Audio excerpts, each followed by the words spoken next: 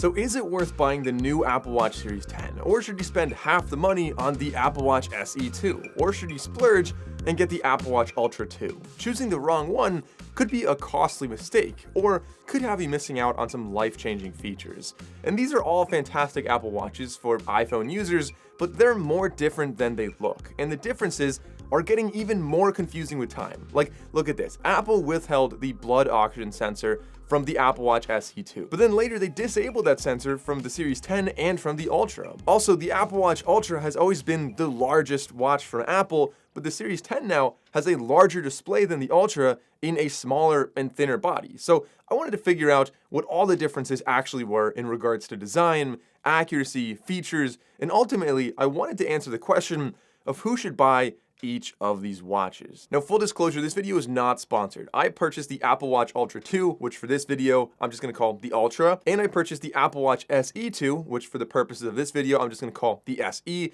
I purchased both of those with my own money, but the Apple Watch Series 10 was sent to me on loan from Apple, so I'm just borrowing it for this video. I also do not have any affiliate links, but with that being said, let's get into the first category of fitness tracking. So health and fitness, a really big aspect of using these watches, and the first main difference you'll notice is a pretty major feature that's lacking on the SE, and that is ECG. So if you care about checking for AFib, really keeping tabs on your heart, that could be a reason to not buy the SE. However, all three of them do have high, low, and irregular heart rate notifications. They also all have a lot of the same features in the health suite, including sleep tracking, but the sleep tracking is slightly different. The Ultra and the 10 have sleep apnea notifications, while the SE does not have that. So if you want to find out if you have sleep apnea, you can't use the SE for that. None of them have blood oxygen sensing anymore, at least not in the US, even though that sensor technically does exist on the Ultra and on the Series 10.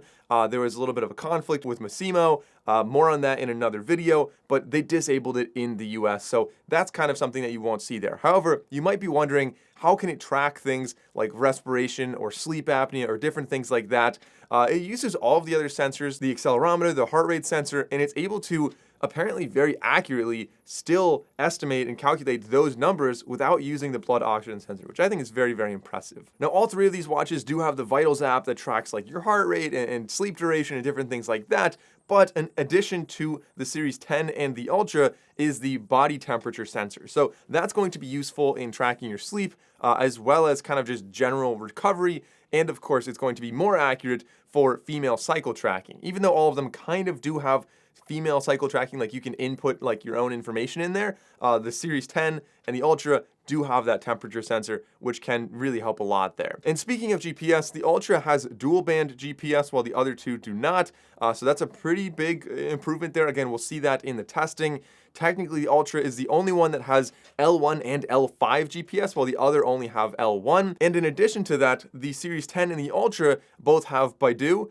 Baidu? I've never actually read that word out loud, but the SE doesn't have that. Now, despite the technical superiority of the Ultra and even the Series 10, all three of these watches were incredibly accurate. I was biking on an open trail, and then I went into an urban environment with some tall buildings around. I went on tight turns, I went in small streets, under bridges. Everywhere I went, all three of these watches were nearly identical. Occasionally, the SE would cut a corner very, very slightly or meander a little bit off the trail, but there was no meaningful difference at the end of my ride. You're looking at 1/10 of a kilometer on a 1 hour long ride. So all three of these, I was incredibly impressed, which I think is a huge win for the SE, keeping up with the more expensive and more modern watches. Now, as far as the heart rate goes, I've tested all of these when they first came out, and honestly, the heart rate accuracy, they're all optical heart rate sensors. They're definitely different optical heart rate sensors, as you can see on the back, but from my testing, they're all more than accurate enough for most workouts out there, and I would generally not recommend choosing one of these three watches based on the heart rate accuracy, meaning don't look at the differences between these and think it's significant enough that you'll want to buy one of these Apple Watches versus another. They're all very good. I think GPS accuracy is much more significant, as are many of the other features we're talking about in this video. But moving on to the next category, right? Health and fitness, there's a lot of major differences, but the design, there are even more major differences here. First of all, the materials and the colors. The SE comes in 3 different colors. all of them are aluminum. Aluminum's a softer metal, means one, it's very, very light, but it is going to be easier to scratch and damage on the side. Some people like to get cases for the watches. I typically don't. I like them to be thinner and smaller watches, but it's something you want to be aware of. The Ultra comes in 2 colors. Both are titanium, so significantly more durable and scratch resistant. We'll talk about durability in a second. And the Series 10 comes in 6 different colors. Some of them are aluminum and some of them are titanium. They no longer have that stainless steel option we saw on the older generations. But as far as the other, like just the buttons and the functions go, they all have basically the same exact user interface. They all have a rotating crown that doubles as a button on the right side. They all have a button below that. The only difference in these is going to be that extra quick action button on the left side of the Ultra, which you can customize to do, several different things. For me, if I just press it, it starts a stopwatch. But honestly, it's not my favorite button. Like, I really think Apple should have done a little bit more with this button. There's not a ton of functionality. It can do something like that, like I just showed you. You could start a workout, you could start a timer, or you can press and hold it and go into like SOS mode. It'll set off a siren. The siren is quite loud. It's like 80-something, 85 decibels. Very loud, screechy sound. So if you fell and, I don't know, like weren't able to yell for some reason, you could use that and maybe somebody could find you. It's something you don't have on the other 2 watches. But again, I wish those buttons would work a little bit better during workouts. During workouts, they have the same function they do when you're not working out. So I don't know, that's kind of just an Apple thing. You're going to be using the touchscreen for pretty much everything on here. As far as the sizes go for these, you have 40 or 44 millimeters with the SE. So if you're into smaller watches, the SE is the smallest option out of all of these at 40 millimeters. The 10 is 2 millimeters larger, so 42 or 46 millimeters. However, as you'll see, the display is significantly larger, even though the body's only 2 millimeters larger. And then the Watch Ultra is 49 millimeters, even though it doesn't have the largest display out of all of these. Also, the Ultra is only available in one size, so for anyone with smaller wrists, the Ultra might not be the best one for you. As far as the weight goes, these are all very light. I would say the SE feels the lightest to me. This is also the smaller version, so I don't think the weight's going to be that significant. It all feels very balanced and very, properly weighted on my wrist. As far as the displays go, yes, we do have some different sizes. Clearly a larger bezel on the SE compared to the 10, and also compared to the Ultra. Like the 10 is the thinnest bezel out of all of these. But we have some other major differences in the displays. Of course, the always-on display is something you're not getting on the SE, but you do get on the other 2 watches. So if you care about just glancing at your wrist, like you can even maybe see right now, it shows the always-on display, so you can always see the time there without having to wait for your watch to wake up. That's something that is really a nice feature, and probably the biggest drawback, in my opinion, with the SE. The 10 is also claimed to have better off-axis viewing. So I think they said 40% better. So if you look at these watches from a slight angle, you should be able to see it a little bit better on the Series 10. Kind of a weird little subtle improvement, but it's one that could be significant for some users. Also, the brightness is wildly different on these. The maximum brightness on the SE is 1000 nits. Now, if you don't know what that is in nits, it doesn't matter. Just for general reference here, we're looking at double that on the Series 10, up to 2000 nits, and 3000 nits on the Ultra. So if you're outside in really, really bright daylight and you need to, like, say you're going for a run, you want to see your time, you want to see, your metrics, it's going to be easier to see on the Ultra, especially with a larger display and a brighter display. As far as the durability goes, I know I mentioned this a little bit earlier in this video, but titanium is going to be more durable than aluminum, more scratch resistant, more resistant to like dinging it up. And also the Ultra is kind of no surprise going to be the most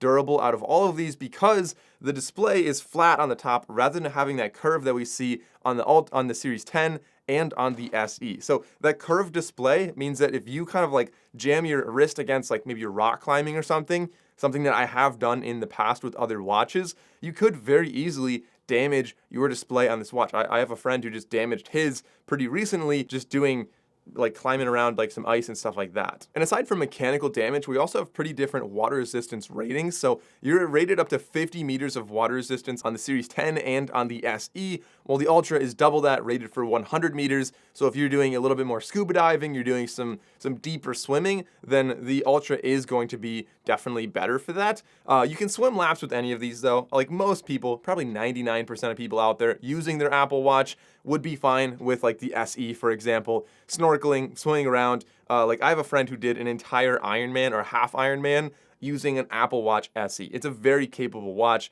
The only limit there is obviously the battery life. Now, the 10 and the Ultra do have depth gauges. The 10 goes up to 6 meters. The Ultra goes up to 40 meters. So if you start like swimming, it should automatically, when you submerge it, bring up the depth gauge and show you that on the 10. The 10 and Ultra can also detect water temperature, something that I think is very interesting. I haven't tested the accuracy of that, but it's kind of a nice, cool feature that does exist. But speaking of features, let's get into some different features we have on here. The Ultra can open that depth app automatically when it's submerged, like I mentioned before. The Ultra also has that siren mode. All three of them do have like fall detection, crash detection, and SOS, but the siren could potentially be a pretty significant thing for you. The chips inside are all very different on these. I really, maybe I shouldn't say very different. They're different, but the SE2 has the S8 chip, the Series 10 has the S10 chip, and the Ultra 2 has the S9 chip. So the difference is somewhat, sure, maybe speed and efficiency and stuff like that, but there are some major different features that I think would be really what matters the most. So one, you have double tap on the Ultra and on the 10, you have faster Siri, and Siri has access to your health data on the Ultra and the 10 as well. And the Ultra and the 10, this is probably the main one really, have better precision phone finding because of that ultra wideband feature that we have on those chips. Also, we have more storage on the Ultra and the 10, getting 64 gigabytes compared to 32 gigs of storage on the SE. In all reality, 32 gigabytes of storage is quite a bit if you're, just downloading apps, if you have a lot of offline media. Like for example, I like to run with my AirPods and my watch and no phone. Like I leave my phone at home and I listen to offline Spotify, which is fine. And 32 gigs is a ton, especially if you listen at lower resolution audio.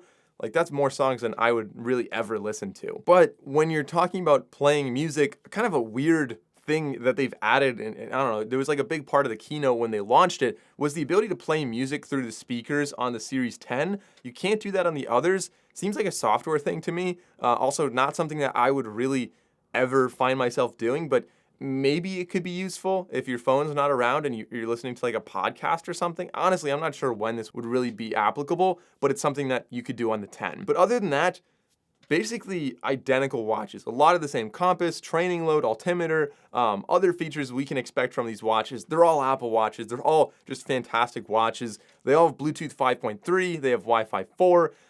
Really a lot of the similarities like I mentioned. Oh, but at night you'll notice one difference with the Ultra that we don't see with the other watches for some reason, and that is the red shifting. So right around whenever you set like your approximate bedtime every day, your watch will just kind of change into like a red only mode. So I think that's kind of cool. I know Garmin does something similar as well, but you don't get that on the SE or on the Series 10. Now, let's get into a microphone and a speaker test. We have some technical differences here, like the Ultra has 2 speakers versus 1, has more microphones, but the S10 chip kind of uses the microphones differently. So let's see how they compare with the microphones and the speakers. Tell me a story. How many tickles does it take to make an octopus laugh?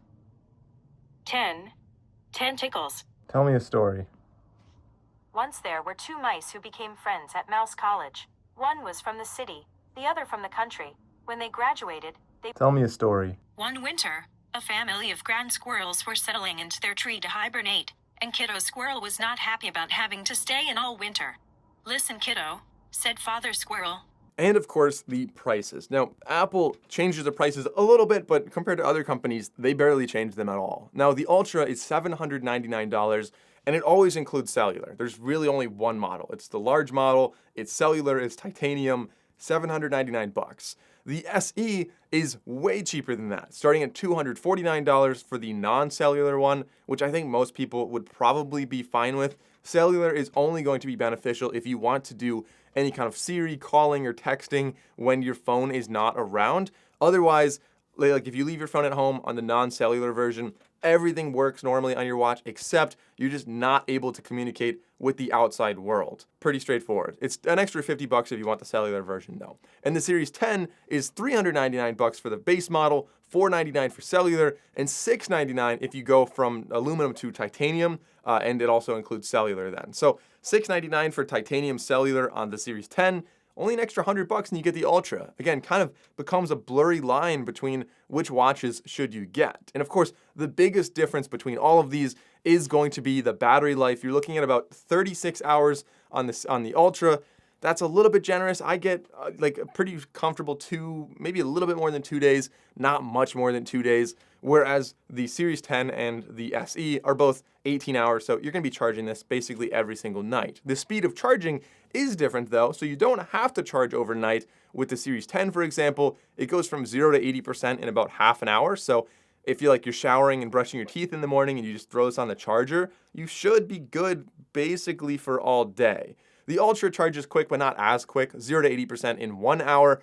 But considering that 80% is like double on this watch, on the Ultra, I think that's also pretty significant. So the 3 watches here, which is actually the best one to get? Well, I think obviously if you have the money, personally, I'm a big fan of the Ultra. I think the battery life is probably the biggest improvement here, just not being tied to a charger every single night. Like if you go and stay over at a friend's house or anywhere at a hotel or whatever, you don't have to charge every single night with the Ultra. In addition, it's just a more durable watch. It feels really solid. The extra button adds a lot of functionality on there. I think overall it is the best watch out of all of these, even though the display is a little bit smaller than the Series 10. But $800 is a lot of money for a smartwatch, and it's very competitive in that space. You start looking at Garmin watches and Suunto watches and a lot of other watches that last like a month between charges. But that's a topic for another video. Now, it's worth mentioning that you can buy a Series 9 or a Series 8, and I didn't want to include those in this comparison because I think if you're going to save money, you might as well go down to the Apple Watch SE, which performs very well, as you saw with the GPS. It does basically everything you would want to do from an Apple Watch, but at a lower price. Now, if you want to spend a little extra money and you really care about the bezel size, or you want those extra, like the ECG, for example, then yeah, the Series 8, the Series 9, those are great options that are going to come in a little lower than the Series 10, while still, for the most part, being the same watch as the Series 10. But I know there's going to be comments asking, why didn't I include the Series 8, the Series 9, or even the Series 7? And that's my main reasoning there. I think anyone who wants to go on a budget, you might as well go all the way down to the Apple Watch SE. Like, it really is quite an impressive watch for the price. But ultimately, it will depend on what sale you find. If you find a Series 9 for a lower price than the SE, then yes, of course, get the Series 9. Between these watches, I think 90% of people would be just fine with the Apple Watch SE. Save the money, $250, and you get the full Apple Watch experience. I'm a huge fan of the SE, and I would really recommend it to a lot of people. Now, again, as I said in the beginning of this video, this is the 2nd generation SE, launched in 2020, so look up Apple Watch SE2 if you want to buy this one. And then the Series 10 is kind of like the awkward middle child between the SE and the Ultra. Like, do you want a cheaper, smaller watch? Then, like, yeah, the SE. Do you want a larger, more feature-packed watch? The Ultra seems like the choice. But I think there is still a good slot for the Series 10, and honestly, it's probably going to be the best seller anyway. The Series 10, I would say, is best for anyone with smaller wrists that doesn't want the giant chunky watch that is the Apple Watch Ultra. So the Series 10, like the 42mm version, gives you basically everything you're getting with the Ultra, minus the durability, minus that button, minus like, a couple other more outdoorsy focused features. And I think for a lot of people, that could be, just fine. They're all great watches, just different use cases and different ideal customers. But leave a comment and let me know which of these you think is actually best for you and why. Since you watched the video this long, consider subscribing. I'm Michael Bryan, and I'll see you in the next video.